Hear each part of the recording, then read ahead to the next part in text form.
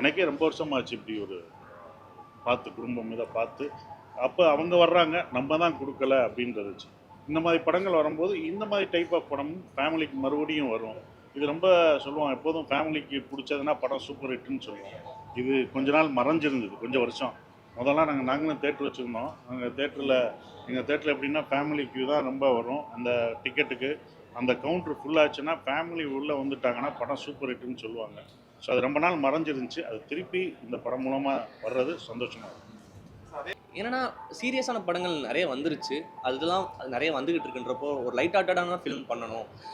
இந்த படம் பார்த்துருந்தீங்கனாலே தெரியும். இந்த கதைக்கு இந்த விஷயம் சப்ஜெக்ட் தேவைப்பட்டுச்சு. என்னோட கிளைமேக்ஸுக்கு இதை விஷயம் தேவைப்பட்டுச்சு. அண்ட் அதை வந்து ஃபேமிலி படமாக பண்ணணும். எங்கள் மெயினான எய்ம் என்னன்னா ஒரு குடும்ப படம். அந்த குடும்பத்துக்குள்ள இருக்க பாசம், நேசம் இதை வச்சு மட்டுமே ஒரு படம் பண்ணணுன்றது தான் பிளான். ஒரு சோகத்தை மறைச்சி ஹியூமராக சொல்லும்போது அது எல்லாருக்கும் போய் சேரும்.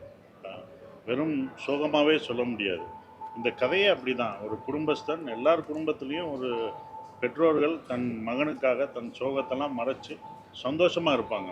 அவங்க சந்தோஷத்துக்காக அதை பண்ணுவாங்கன்ற ஒரு விஷயம். ஸோ அது மாதிரி தான் இந்த படம் ட்ரீட்மெண்ட்டே அப்படி தான் இருக்குது. அது லைஃப் இஸ் பியூட்டிஃபுல்னு சொல்லுவோம்னா அந்த மாதிரி ஒரு விஷயமாக தான் அதை பார்க்குறோம்.